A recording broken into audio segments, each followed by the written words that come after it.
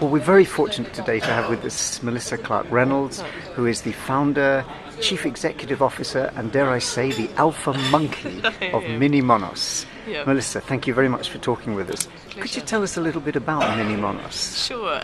Minimonos is a virtual world primarily aimed at boys, 6 to 12. It's for people who might be familiar with Moshi Monsters. We kind of call it a green Moshi Monsters for boys. Or I used to joke in the US, I'd call it Club Penguin meets the inconvenient truth. So it has a very strong sustainability, ethical basis to it, but we lead with fun, and it is a virtual world for boys and girls who like boy stuff. First up, we've got just over 500,000 members. We're growing very fast, and our biggest market is in the UK. Wow. And when were you founded? Well, I founded it in early 2009, and what we did is that I'm a serial entrepreneur. I have a team of guys actually who've mostly worked for me over various projects, and I pulled them back together once we started. We went up initially just with a blog.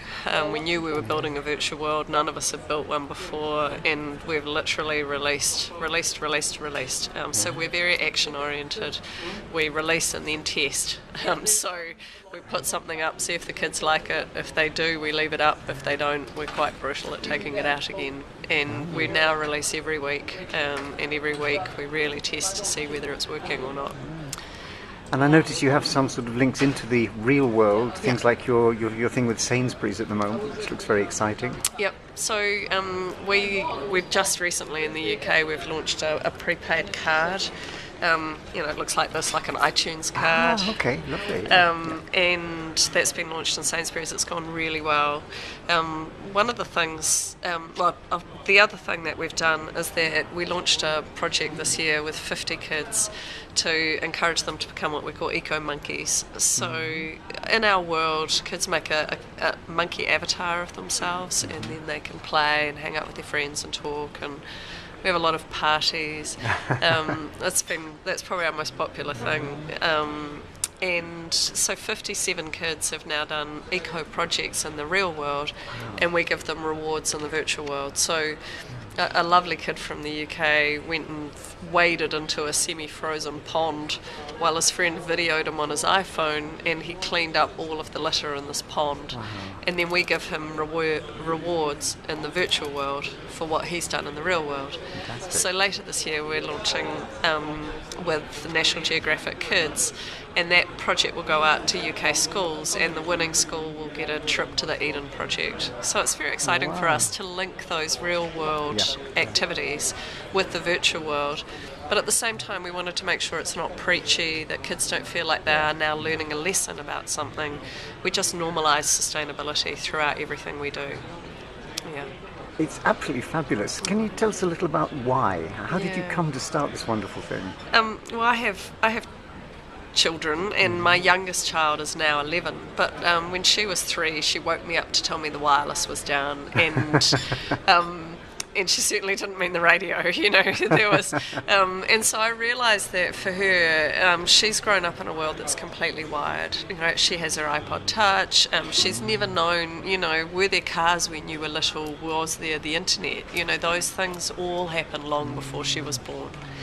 And so when I started to look at what was available for children on the internet, and also what was happening on children's television, I really just saw how much content were marketing solutions for big companies trying to sell more what I call plastic crap to kids. Yeah. So they're selling, even in the UK, in the UK, Moshi Monsters is now sold 20 million plastic figurines called Moshlings to UK children. Wow. Now, who is asking, where did they come from? Where will they go? I was really concerned about what's the production process. So for a plastic toy that's a petroleum product that is being made somewhere, I don't know where. Is it being made with fair trade practices? Is a child working in a sweatshop to make a plastic toy that my child might buy? And I didn't want that. I wanted to know that that there was a safe place for kids to go where they were not going to be bombarded with marketing messages, and where they started to ask some questions about What is the connection?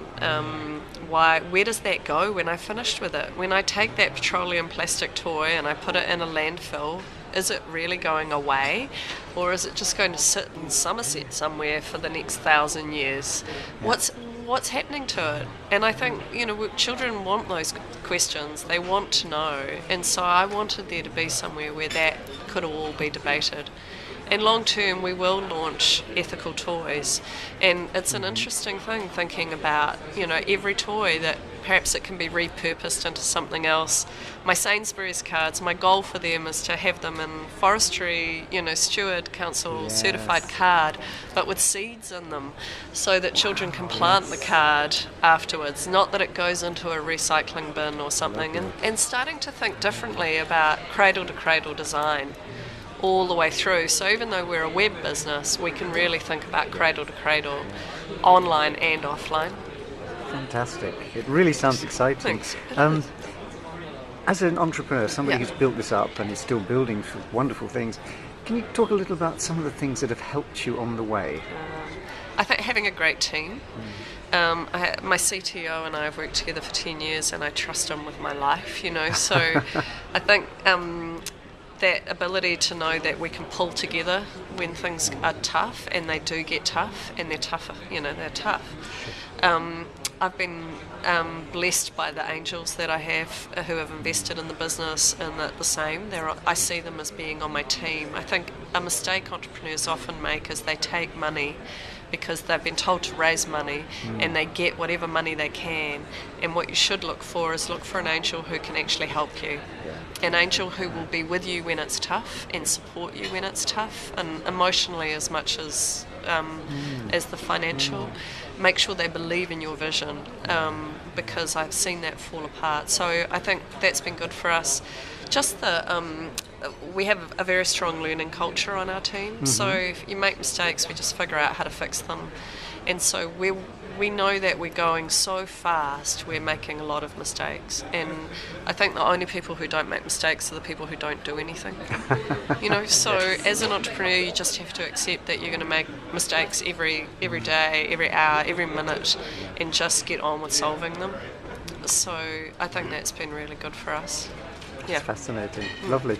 And I guess the reverse of that question, some of the challenges in terms of lessons you've learned on the way. I think so from an operational point of view, we put a lot of effort into social media, thinking, gosh, we're aiming at a young generation, they're online. Kids under 12 don't have email addresses. It's pretty hard to do some of that viral activity with kids who don't have email addresses. So we probably wasted quite a lot of money on that. Kids who are on Twitter, and we have like 2,500 kids follow us on Twitter, but they all have about 3 friends each, so they're not going to be a big viral marketing. So some stuff like that was really useful to learn. I think a sale's never done till the money's in, so we were raising capital and then at the very last minute it fell over, and we've recovered, but we were left quite high and dry for a little while, and I realised that until the money's in your bank account, the deal's never done, and you can't count on a deal until it's done, and that doesn't matter whether it's raising capital or doing a sale with someone. So get the cash and then celebrate. Don't stop until you've got that cash. That makes a lot of sense. Yeah. I think the other one too is don't spend too long working on your product. Get it out to the customer as fast as you can, and I think people are often afraid to do it, but your customer will co-create with you. And if you have real respect for your customer, and I love our customers, right? If you have respect for them, they will help you build the product. And I don't mean that they do the colouring in or anything like that, but they really show us the way, and they encourage us, and they send us the most amazing fan art, and they help us build the product. And I think we've done much better doing it that way than trying to go, ta-da, here we are, we're finished, what do you think? Yeah. Fantastic, so that's my tip. I think it's one last question, and as somebody who described herself as a serial entrepreneur, if I had to ask you to give the 1 minute words of advice for would-be entrepreneurs, anything? I have two. Okay. So one of them is, if you can imagine doing anything else, get on with that, because this is the hardest road possible. You know, it's like people who decide they want to be dancers or artists.